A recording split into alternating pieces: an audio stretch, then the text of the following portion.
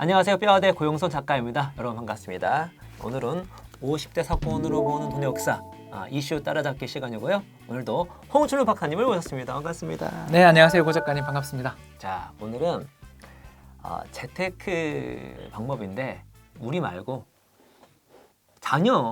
우리 자녀들한테는 어떻게 재테크 방법을 알려주는 것이 좋은 것인지, 물론 이 짧은 시간에 많은 걸 말씀해 주실 수는 없겠지만 되게 핵심적인 부분 한번 말씀해 주시면 우리가 그거 한번 이렇게 따라가 보면서 우리도 배우고 자녀도 어떤 경제 지식과 금융 지식을 높이면서 본인이 좀 그래도 잘 살 수 있게끔 했으면 좋겠다는 마음으로 오늘 시간을 마련했습니다. 한번 설명해 주시면 고맙겠습니다. 네, 저는 그 아이들하고 그 밤에 네. 누워서 이제 잠을 좀 재워야 되잖아요. 예, 맞습니다. 예, 잠을 재워야 될 때 제 책의 내용들을 좀 활용하고 그 반칙 아니에요? 그러면? 우리 어떻게 하라고? 예, 그래서 이제 물론 큰 아들 녀석은 아빠 이거 들었던 거예요. 제가 알아요. 이렇게 하면서 옆에서 초를 치긴 하는데요. 아는 채를? 막내 아들은 이제 초등학교 고학년이니까 녀석한테 이제 뭔 이야기 해줬냐면 최근에 제가 해준 게 제 책의 2장에 있는 그 네덜란드 동인도 회사 이야기를 해서 동인도 회사 이야기를 하게 되는 걸 하자면 먼저 저 멀리 있는 그 아시아라든가 또는 아메리카 대륙에 있는 식민지 땅 또는 대항해 시대를 향해서 배를 타고 출발을 하게 된 선원의 이야기를 해주는 거죠. 네. 선원의 입장에서는 두 가지의 큰 문제가 있습니다. 첫 번째 문제가 뭐냐면 항해가 2년이 될지 3년이 될지를 모른다라는 게 이게 제일 첫 번째고, 두 번째는 이 항해에 자기가 모든 돈을 투자해서 배도 사고 안에 들어가게 될 화물도 사고 또는 선원들도 고용을 해서 나가서 성공하면 이거 참 좋은데 실패하는 순간 자기 한 목숨 사라지는 것도 문제지만 남아있는 가족들 입장에서는 빚을 갖다가 그렇죠. 갚지를 못해가지고 신분 자체가 또는 생활 자체가 어려워질 수 있다라는 그런 위험에 봉착돼 있었던 거죠. 그래서 누구나 동아시아 쪽에 있는 몰루카라는 향신료 제도를 가기만 하면 수십 배, 수백 배의 대박이 터진다는 걸 알지만 그걸 함부로 항해를 할 수가 없었어요. 자, 이런 입장이 될 때 우리가 어떻게 해야 될까 하고 자녀랑 한번 이야기를 보시면 참 좋을 것 같아요. 그러면 답이 나와 있죠. 그죠? 혼자 하지 말고 여럿이 같이 하세요. 그런데 아까 또 했던 문제가 근데 투자 기간이 너무 길어요.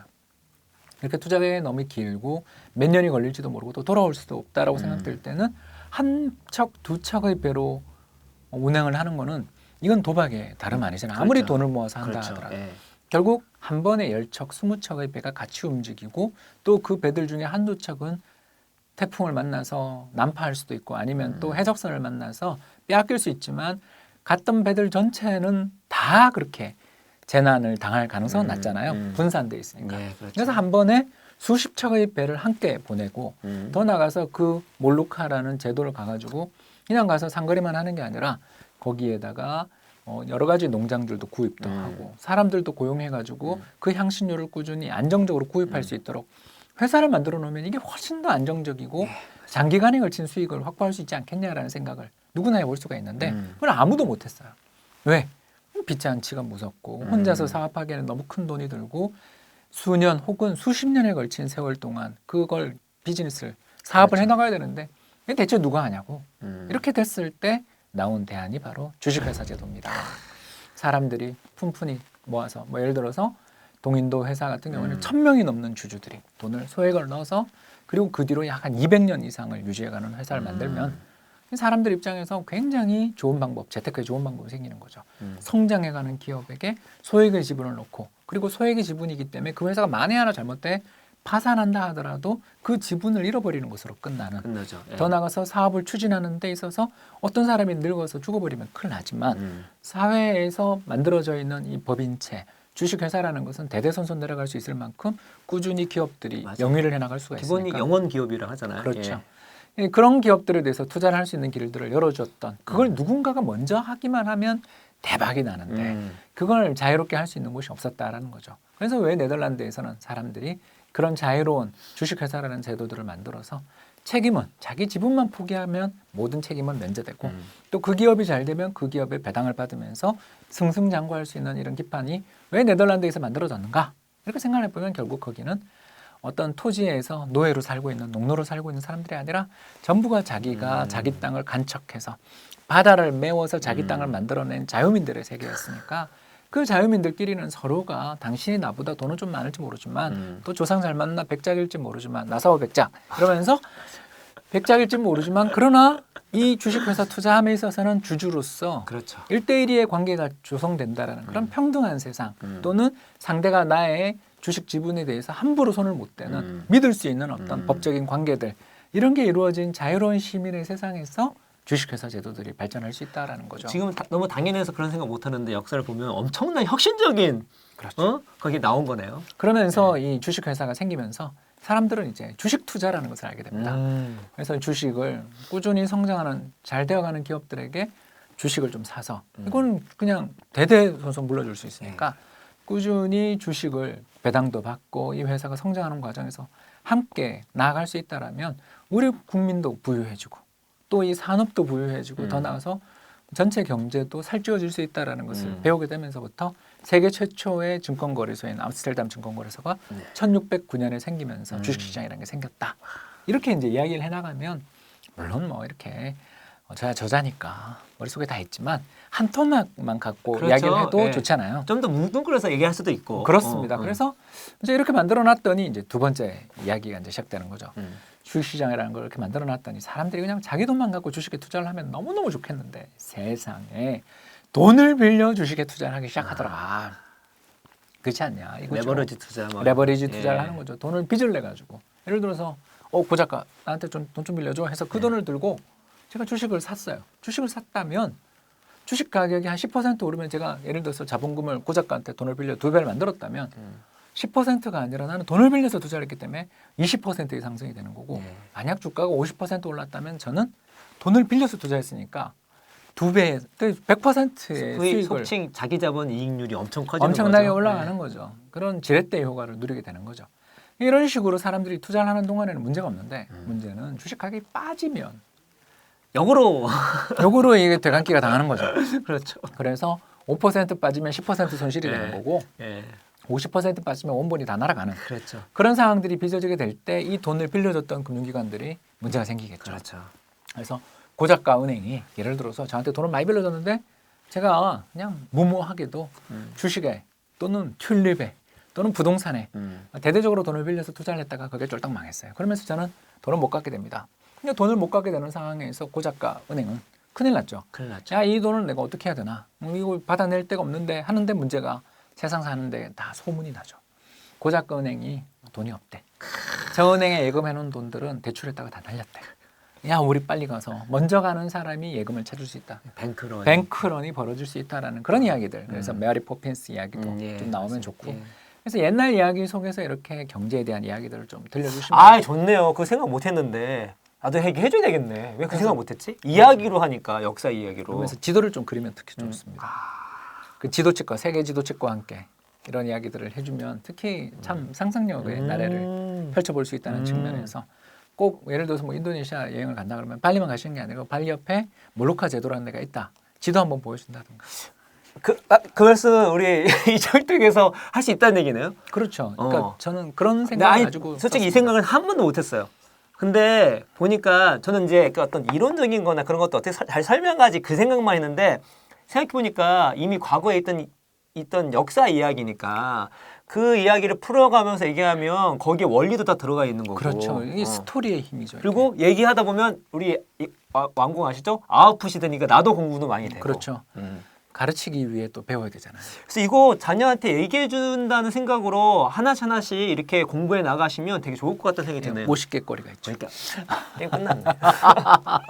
그러면서 본인이 완벽하게 이거를 이해하게 되고 그럼 본인 재테크 좋으니까. 네, 그런 지금까지 이야기했던 은행 시스템 이야기까지 벌써 이제 이야기를 진행해 나가기 시작하면 벌써 이제 이야기는 많이 진행된 거죠. 그러겠네요. 아빠 세상에 그래서 은행이라는 게 존재하는 그러니까요. 예. 주식 시장이라는 곳이 와 정말 좋은 곳이지만 위험한 곳이기도 하네요. 그렇죠. 빚을 내서 특히 주식에 투자를 하는 것은 어떨 때는 수익을 크게 내지만 위험할 수도 있네요라는 것까지 이제 배우고 나면 이제 그 다음에 책 한 권을 이제 더 보면 좀 좋은 게 저는 하나 책을 더 추천하고 싶은 게 바로 이 50대 사건으로 보는 돈의 역사 다음에 제가 좀 하는 게 연방준비제도와 금융위기를 말하다라는 벤 버냉키 전 연준 의장의 책이 좋은데요. 이 책은 저에게 있어서 또 하나의 목표가 되는 책인데요. 제 뭐 책을 읽으신 분들은 계속 추천도서로 등장했기 때문에 금방 보셨을 겁니다. 네. 이 책을 보면 이게 바로 2008년 글로벌 금융위기가 왜 발생했고 왜 그렇게 위기가 커졌는가에 대해서 아주 재밌는 이야기를 들려줍니다. 한마디로 말해서 은행이 문제가 생겨서 뱅크런이 나기 시작하면 사실 은행이 굉장히 건전한데도 불구하고 예금을 달라는 사람들이 너무 많으면 그 예금에 대한 지급을 못하는 과정에서 네. 은행이 굉장히 좋은 자산을 많이 가지고 있는데도 불구하고 그 자산을 처분할 시간과 여력이 없어서 예금 인출 요구에 대응을 못해 망하는 그런 일들이 많이 벌어지게 된다는 것을 이야기하면서 그런 문제들을 해결하기 위해서 중앙은행이라는 곳이 존재합니다. 뭐 이런 이야기들을 하면서 이게 대공황 때 이야기부터 중앙은행의 목표, 중앙은행의 역할 이런 거에 대해서 이야기를 들려주는데 왜 2008년 글로벌 금융위기 때는 1929년 대공황이랑 달리 은행들이 연쇄적으로 막 부도가 나는 위기 상황이었는데도 불구하고 1929년 대공황은 1939년 세계 2차 대전 발발 전까지 무려 10년에 걸친 장기 불황으로 이어졌는데 2008년 글로벌 금융위기는 10년에 걸친 호황이 갑자기 그 위기를 극복하고 주식시장이 지금 뭐 우리는 좀 못 오르고 있습니다만 미국 주식시장 같은 경우는 사상 최고치 행진을 벌써 11년 연속하고 있잖아요. 아 진짜 신기하네. 2008년 금융위기 때는 나라 망할 줄 알았는데. 그렇습니다. 그냥 왜 이런 일이 벌어지는가에 대해서 또 한번 아빠들이나 엄마들이 이 책도 같이 한번 읽고 자녀들과 함께 이야기를 해볼 수 있으면 이 금융기관에 대해서 금융기관이 무엇인지 자본주의 경제가 어떻게 돌아가는지에 대한 역사와 이론을 조금씩만 다져나가면서 자, 첫 번째 단계는 뭐였다?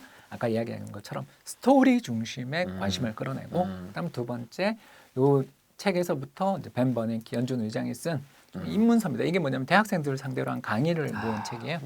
예, 이런 책들을 가지고 금융의 역사에 대해서 좀 가르침을 주시면 은행이 뭔지 그리고 금융시장에 존재하는 자본시장의 역할들은 뭔지 또 어떨 때 투자를 해야 되는지 또 그리고 금융위기가 왜 연쇄적인 재앙으로 번져나가지 않고 잘 자리를 잡았는지 막았는지 이런 것들에 대한 이해들을 좀 해나가다 보면 이제 저는 그 다음에 재테크를 우리가 가르쳐야 될 때 항상 주식의 위험에 대해서만 이야기할 게 아니라 또 주식의 방법, 투자의 방법에 대해서도 한번 공부를 하면 좋겠다 싶어서 여기서 이제 세 번째로 추천할 책이 이제 나오는데 다시 쓰는 주식 투자 교과서라는 책을 좀 추천하고 싶습니다. 다시 쓰는 주식 투자 교과서. 예, 다시 쓰는 주식 투자 교과서라는 책을 쓰신 분은 모 운용사의 부사장으로 계시는 분인데 이건 국내 책이 국내 책입니다. 그러니까 이 번역책이 아무리 잘 번역을 했다 그래도 맞습니다. 한국 사람이 쓴 자국 모국어로 맞아요. 쓴 사람들의 책에 비해서는 좀 어렵게 느껴지실 수 맞습니다. 있으니까 네. 주식 관련 책은 특별히 좀 쉬운 책을 골랐고요. 이 책에 보면 주식 투자에 크게 봐서 두 가지의 방법에 대해서 기초부터 잘 가르쳐줍니다. 첫 번째 방법은 뭐다? 모멘텀 투자. 이게 뭐냐면 주식 가격이 상승하기 시작한다면 그 상승은 좀 더 지속되는 경향이 있다라는 거죠. 우리 그런 거 많이 보셨잖아요. 추세를 탔네. 아, 저 주식은 참 차트가 괜찮네. 뭐 이런 이야기를 하는 게 다 모멘텀 투자 전략들입니다. 이런 모멘텀 투자 전략을 주식시장에서 뭐 가장 많은 대다수의 사람들이 투자를 하는 패턴을 쓰고 있는데 문제는 내가 어떤 전략을 하나 알게 돼서 그 전략이 굉장히 유용하다는 걸 알면서 끝나는 게 아니라 저 전략들을 갈고 닦고 꾸준히 유지할 수 있어야 정말 시장에서 큰 성과를 낼 수 있는데 대부분의 경우에 이 원칙이 어떤 것인지도 모르고 그냥 사람들의 말만 듣고 이 주식 좋대, 이 주식 나쁘대 이런 이야기를 듣고서 섣불리 주식시장에 투자를 했다가 거기서 또 손실을 본 다음에 다시는 안 쳐다보는 그런 악순환을 겪는 경우들이 너무나 많다 보니까 아니면 저번에 말씀하셨던 것처럼 그 매매를 엄청 많이 해가지고 실질적으로 수익률을 갉아먹는 그런 일들을 좀 피해보자라고 하면 일단 주식시장에 존재하는 양대 전략 첫 번째가 바로 뭐다? 모멘텀 전략. 두 번째가 가치 투자 전략이 되겠죠. 내재 가치, 기업의 내재 가치가 존재한다라는 것을 물론 이제 그걸 알아내기 위해서는 채권 공부를 시켜줍니다. 이 책은. 채권 공부. 예, 그러니까 배당이라든가 기업의 이익 같은 확실하게 그 기업에서 발생이 되는 현금들을 가지고 그 기업의 가치가 어떤지를 추정하는 방법을 가르쳐주고 아주 간단한 엑셀이니까 금방금방 따라 볼 수도 있고요. 또 자녀와 함께 엑셀 함수 공부해보는 그런 기회를 가질 수도 있다고 생각됩니다. 그런 과정에서 공부를 해나가다 보면 내재 가치가 존재하고 이 내재 가치가 이렇게 올라가는 어떤 기업이나 어떤 회사, 나라가 있다라고 한다면 이 내재 가치 수준에 비해서 주가가 많이 올라가 있을 때는 사면 안 되겠죠. 그렇죠. 반대로 내재 가치 수준에 비해서 많이 떨어졌다 싶을 때는 주식을 또 사야 되겠죠. 아니, 결국 모멘텀 전략하고 정반대의 전략이죠. 모멘텀 전략은 내재 가치는 일단 우리는 모르는 거다. 가정하고 가격이 오르는 추세에 있는가 아닌가를 판단하는 데 주력을 한다면 내재 가치 투자 전략은 이 가격의 변화 방향보다는 밑에 존재하고 있는 기업의 내재 가치 이런 부분에 대해서 주목을 하는 전략들이겠죠. 어떻게 공부를 해야 되느냐에 대해서는 차근차근 일러주는 좋은 책들이니까 일단 순서를 다시 말씀드리자면 뭐 제 책도 좋고 금융시장의 역사라든가 세계경제의 역사를 다루고 있는 좀 재밌는 특히 이야기거리를 가지고 있는 것을 가지고서 지금 배독자 여러분 같은 경우는 돈의 역사 많이 사셨을 테니까 이걸로 시작하시면 될 것 같아요. 네, 이걸 시작해서 여기 뭐 참고문은 많이 나오니까 거기 이제 그렇게 파생 독서를 하시면서 그렇죠. 이야기하시면 될 것 같습니다. 예. 그래서 이제 그런 이야기들을 해나가면서 약간은 이제 금융 시스템이 뭔지 이론도 조금 공부했고 네. 아까 주식시장 이야기를 예, 했었습니다. 예. 거기서 더 나가서 그 주식은 그럼 어떻게 거래되는가 이런 부분에 대한 공부. 그리고 이제 마지막에는 이제 좀 어렵긴 하지만 부모님도 함께 환율에 대한 공부까지 좀 해보신다면 그렇죠. 이게 환율. 재테크에 있어서 중요하죠. 참 많이 도움이 되잖아요. 예, 환율하면 환율의 미래라는 명제가 있습니다. 아, 진짜 명제입니다. 예, 그래서 그런 책들을 이렇게 조금씩 봐나가면서 중요한 것은 뭐다 근데 읽어 이 책 보면 돼라고 자녀에게 이야기할 게 아니라 자기가 읽고 처음에 자녀에게 먼저 흥미를 돋궈주고 또 이야기들을 나눠주는 그런 자세들을 가지면 재테크의 공부를 부모님도 되면서 자녀들과 함께 이야기할 수 있는 기회를 삼지 않겠는가 그런 생각이 되고요. 나중에 어느 때가 되면 자녀가 먼저 책을 읽고 와서 아빠 이거 알아요? 그렇지. 내가 가르쳐줄게요 하고서 이야기하게 되는 역전의 순간을 통틀어라. 기쁘게 저도 많이 경험하고 있거든요. 자랑을 갑자기. 저도 그럴 일이 이제 오기를 기다리면서. 아까 저는 이제 말씀드리면서 여러 가지 생각이 들었지만 특별히 우리가 금융시장에 대한 이해, 금융기관에 대한 이해가 되게 중요하고 또 말씀하신 중앙은행이 되게 큰 역할을 하고 있잖아요. 지금 더 역할을 하고 있는데 중앙은행이 하는 그 어떤 그런 정책이나 그런 것들을 이해하게 되면 자연스럽게 금융시장을 이해할 수가 있고 금융시장을 이해할 수 있으면 어떤 재테크에 도움이 무조건 되니까 그런 흐름이 되게 좋은 것 같습니다. 그럼 박사님 말씀하신 것들 중요한 거는 실천을 안 하면 아무런 소용이 없습니다. 그래서 하나씩 실천해 나가시고 박사님이 추천하신 책들 같이 읽어보면서 여러분도 공부 열심히 하시고 자녀들도 공부 열심히 해서 정말 뭐 이런 얘기 있으면 아무튼 부자 됐으면 좋겠습니다. 오늘 이것으로서 마치도록 하겠습니다. 감사합니다.